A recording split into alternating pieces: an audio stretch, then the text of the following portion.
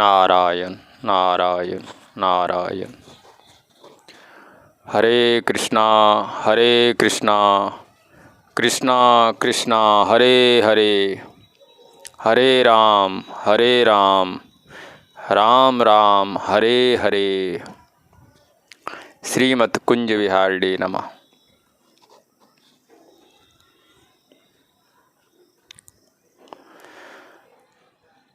बिहारी जी के चरणों में आप सभी की मंगल कामना करता हूँ।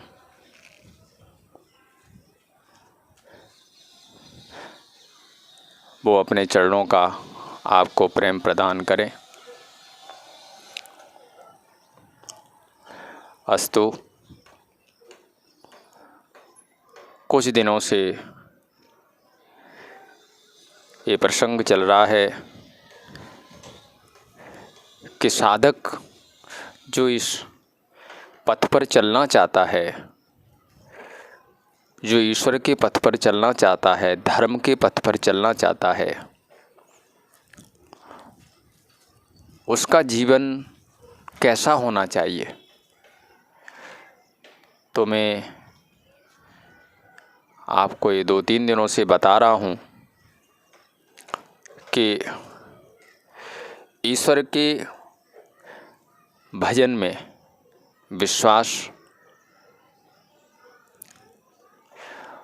विश्वासो गुरु वाक्येषु, गुरु ने जो कहा है, शास्त्र ने जो कहा है, उस पर पूरा विश्वास और उन लोगों से दूरी जो इस पथ से परहेज करते हैं, जो इस पथ पर चलते नहीं है। ध्यान देना, मैंने ये बात कल भी आप लोगों से कही है कि हमें किसी से लड़ना नहीं है। साधक लड़ाई झगड़े से तो बहुत दूर रहता है, लड़ना नहीं है। बस जब देखा कि इसका रास्ता और है तो अपने उससे उदासीन हो जाना है। लेकिन दूरी जरूरी है, इसमें कोई समझौता नहीं है। आप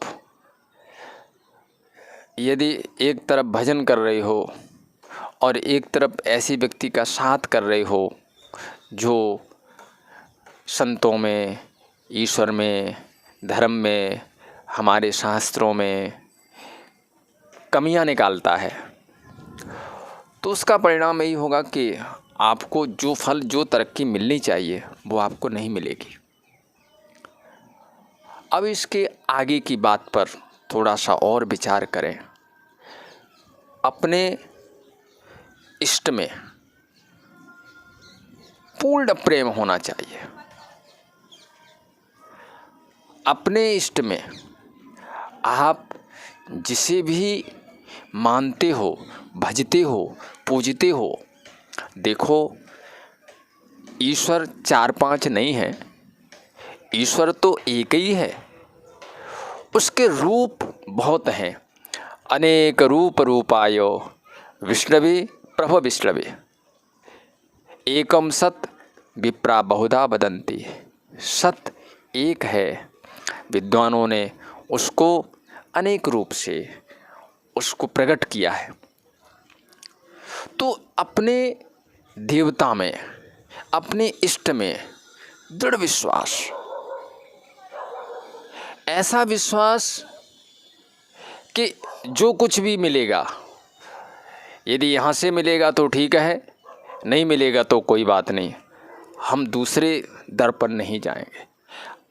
इसका मतलब मैं ये नहीं कह रहा हूँ कि आप दूसरों से द्वेष करने लग जाएं, लेकिन मेरे कहने का मतलब ये है कि अपने देवता में एक अटूट विश्वास, अटूट श्रद्धा होनी चाहिए। क्योंकि बहुत लोगों को देखा जाता है, कुछ समय उन्होंने एक रूप की सेवा की, फिर उसके बाद उसको बदला, कोई दूसरा रूप धारण कर लिया, कोई दूसरे रूप की वो करने लग गए। तो इस बात को समझिए। आप ये देखिए, आप पूजा सबकी करिए, लेकिन उसमें एक भाव रखिए कि हमारा इष्ट ही ये रूप बना करके बैठा हुआ है। तो अपने इष्ट में दृढ़ विश्वास, कैसा विश्वास, आइए समझते हैं हम लोग। शिव पुराण में एक प्रसंग आता है। एक उपमन्यु नाम के भगवान शिव के भक्त हुए हैं, जिनका नाम था उपमन्यु। बताते हैं ये जब 5 वर्ष के थे तो इनके पिताजी की मृत्यु हो गई। माँ थी, माँ के पास में रहते हैं। बहुत गरीबी, घर में कुछ खाने खूने को नहीं है। माँ किसी प्रकार से इधर उधर से अनाज के दाने बीन करके लाती है और उसकी रोटी बनाती है, आप खाती है, अपने बच्चे को खिलाती है। इस पुराण में एक कथा आई है। एक दिन क्या किया कि उपमन्यु ने किसी को दूध पीते हुए देखा, किसी बच्चे को। तो उन्होंने अपनी माँ से कहा, माँ मुझे भी दूध चाहिए। शायद इनको दूध नहीं मिल रहा था पीने के लिए। तो माँ ने क्या किया कि वो कनक के दाने, गेहूं के दाने ले करके आई, उसको भिगोया, भिगो करके उसको पीस दिया और पीस करके पानी में घोल करके दे दिया। कहा ये दूध है बेटे, ले लो। जब इन्होंने उसको अपने मुख से लगाया तो उसमें तो दूध का स्वाद नहीं था। कहा माँ ये तो दूध नहीं है, ये तो अच्छा नहीं लग रहा।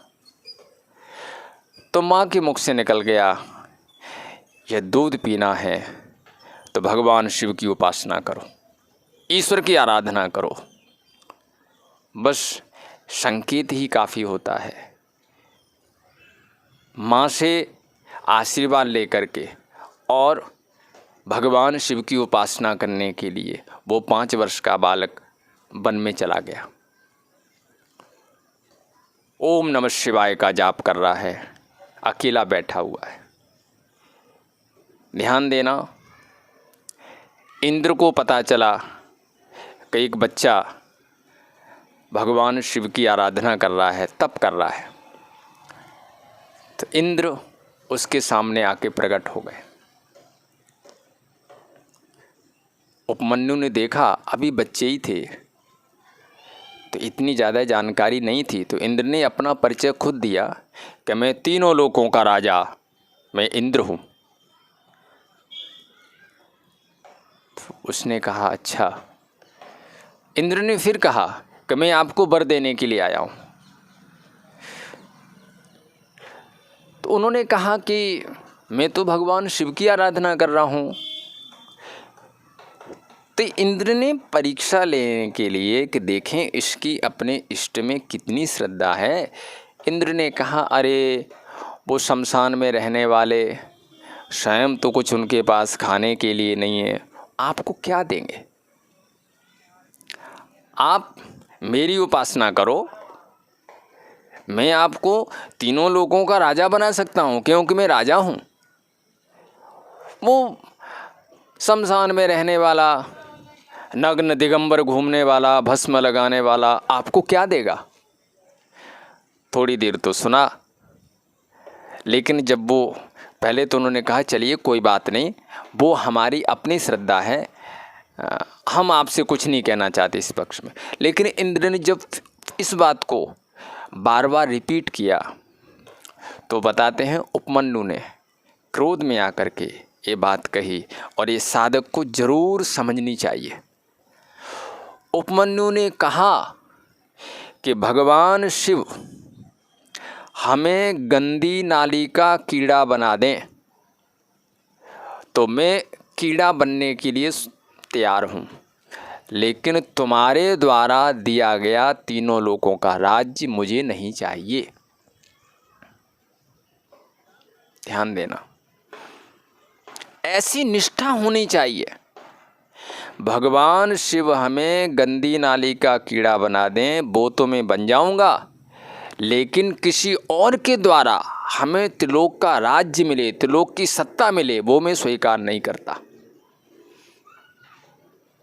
इंद्र ने हाथ जोड़े और कहा तुम्हारी निष्ठा को, तुम्हारी श्रद्धा को मैं प्रणाम करता हूँ। वही महाराज आगे चल कर के भगवान शिव के अंतरंग भक्त बने। शिव पुराण में ये बात आई है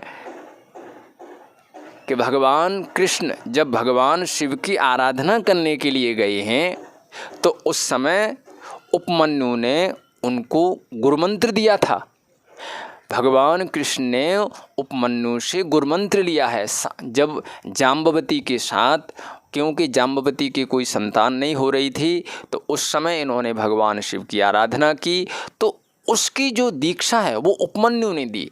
तो आप विचार कीजिए, एक साधारण बच्चा जिसके पास खाने के लिए अनाज नहीं है, लेकिन आज ईश्वर की आराधना करके इतना महान बन गया कि वो ईश्वर को मंत्र दे रहा है, ईश्वर को गुरु दीक्षा दे रहा है।